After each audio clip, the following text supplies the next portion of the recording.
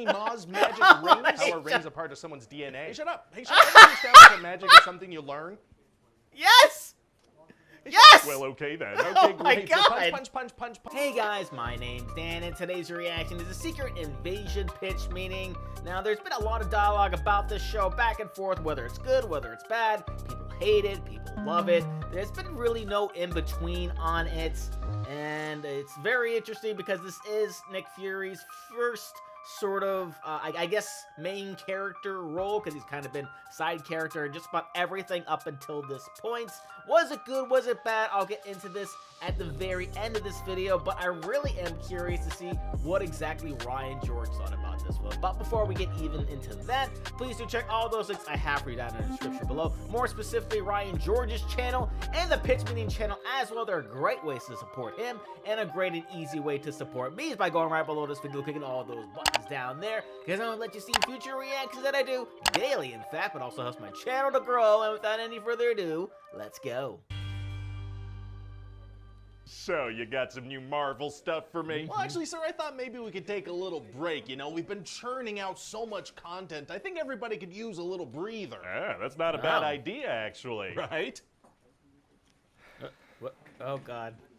What's happening? I should about do it. Yeah, that's good. So Oh, I'm yeah. thinking we do a secret invasion show. That was the break, just to pause. That was pretty good. So the shape-shifting Skrull storyline from the comics? That's the one. So Nick Fury's gonna come back to Earth, and let me tell you, he's old and miserable now. As all protagonists should be. Yeah, and so he's gonna meet up with Maria Hill, remember her? Oh yeah, we only got snippets of their partnership in the movies. It'll be cool to dive into that a bit more. Yeah, for sure. So she dies. Oh, yeah! Pretty much right away. First episode, it turns out that some Skrulls are evil now, and there's a little faction of rebels that want to start World War III. What are they rebelling against? Nick Fury. What do you mean? See, he and Captain Marvel had promised to find them a new planet, but after looking around for like 2 years, they were like, no, there's nothing out there. There's no planets at all. Why don't they work something out like the Asgardians to have their own little place on Earth? Unclear. So now this Skrull named Gravik is in charge, and he hates Nick Fury and Talos. Uh-oh. Yeah, and Talos' daughter Gaia is gonna be a part of this group, but then she's gonna realize, hey, maybe the Skrulls that want to kill a bunch of people aren't super nice. Yeah, so maybe she's gonna not. switch sides. She is. Amazing. So Gravik basically wants humans to go to war and blow the planet up, and live on it. Well, so what we're gonna get here is a super sophisticated spy thriller as Fury tries to stop these Skrulls. Well, yeah, I imagine that's gonna be thrilling. You could really play with the shape-shifting Skrull thing, you know? They could be anyone at any time. Really create some tension in the scenes. Oh, yeah, that would have been good. Dang. Yeah! We had some Skrulls impersonating people, right? Yeah, but we just let the audience know who's a Skrull pretty much right away. Like, Rhodey is a Skrull. We just tell them that through a mirror. Well, that might be thrilling in its own way. Maybe, yeah, maybe. I hope so. Maybe. Anyway, so what else happens in this thing? Well, we're gonna reveal that Nick Fury's actually married to a Skrull. Oh. Yeah, so if you ever wanted to see Sam Jackson deeply make out with a green alien, this is the show for you, I guess. That is on my bucket list. Oh, I'd also like to see him weird. make out with a bucket. Oh, yeah? Just Sam Jackson bucket? making out with anything, really. It's just fun to watch. That's weird. Samuel L. Jackson tonguing stuff is tight. Oh, Right, God! Anyway, so Gravik gives himself extremist powers using this radioactive machine he has. Okay. And he wants to give himself a bunch of superpowers and become a super Skrull. So he wants World War III and also superpowers and also, like, a house. That's right, so he can walk around all green-like. And for that war thing, he tries to kill the U.S. president and blame it on the Russians. Very sneaky. Yeah, and during the attack, frickin' Talos dies trying to save the president. Oh, extremely sad. I mean, I think. I kind of remember him from Captain Marvel. Yeah, he was in that. And, you know, maybe a post-credit scene.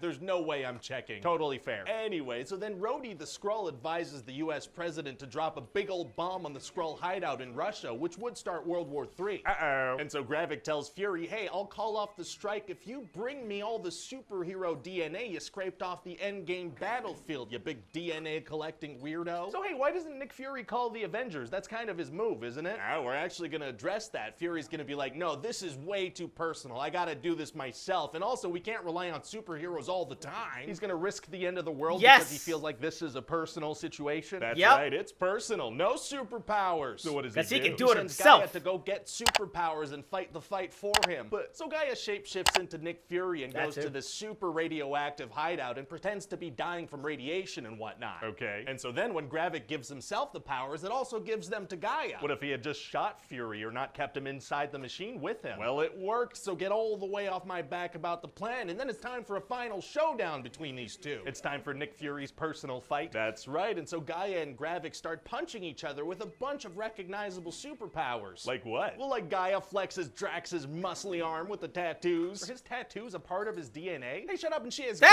powers, Ghost. Ghost couldn't really control those powers and also wasn't at the endgame battle. Hey, shut up, and Mantis has mind control powers to put Gravik to sleep. How does she know how to use those powers? Hey, shut up, and Ebony Maw's magic rings. How are rings a part of someone's DNA? Hey, shut up. Hey, shut up. Ever established that magic is something you learn? Yes!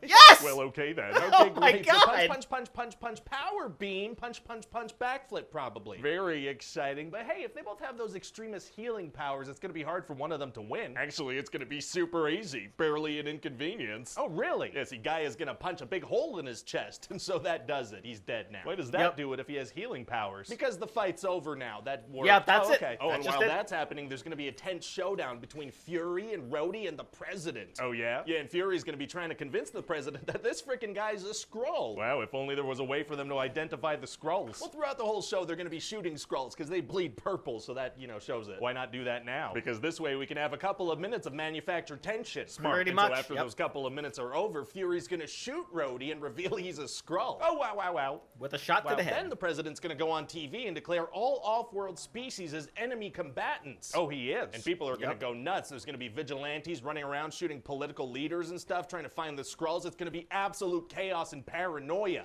That actually sounds like a more interesting Secret Invasion show. Yeah, it sure well, does. Nick Fury has to leave Earth now, so we're not doing that. He's leaving, but he arguably showed up and made the situation a whole lot worse. Yeah, so now he's got to go. He's got to get out of there. All right, so what do you think? I think it sounds like a pretty good show. And hey, I'm picturing some cool, AI-generated intro credits. That'll really be cool. Oh, you're starting to use AI for stuff, huh? Yeah, but you don't have anything to worry about. We're just going to start using it for stuff like art and, ideas and acting and voice acting, background acting, script writing. What? Excuse me? Please don't. No, I mean, Yeah, AI please is don't. getting really good. What's the alternative? Pay fair wages to human people for all the jobs you just mentioned? Yes. You sound insane. We don't do that now. I know. Anyway, let's spend $200 million on this and reshoot a bunch of it and chop it up in the editing room and dump it on a streaming service. We can do no wrong, and this system has no flaws. Clearly not. Clearly not. So, yeah, I mean, I wanted to like this because, these are types of shows that I'm really super into. I'm into spy thriller stuff, and I didn't hate it, but it definitely didn't hit for me. A few of the scenes were cool.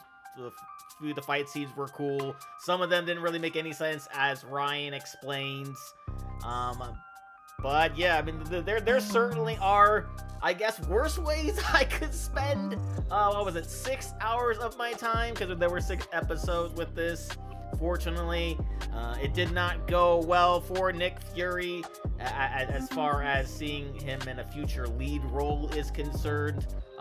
Maybe we'll see her return at some point. I'm not really sure of that either.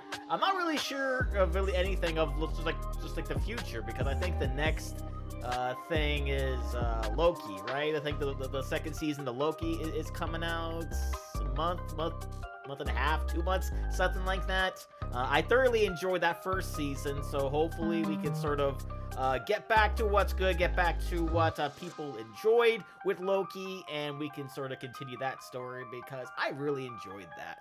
So that's going to do it for me here. Comment down below. Let me know, what did you think about Secret Invasion? Please leave a like if you enjoyed. Please check all those links I have for you down in the description below. And lastly, and most importantly, I want to give a huge shout out to all of my $5 and up supporters on Patreon: Luchador, Cruising, Wolverine 310, Jordan Bird, Kester Cronage, Amber K, Raymond Bright, Chris Curtis, Haley Mastronardi, Ann Perry, Larka, McKenna Wojnarowski, Fox Cacophony, Violetta Sazdik, and brand new Patreon supporter Emily. Thank you guys all so very much. I really do appreciate you. And I'll see you guys next time.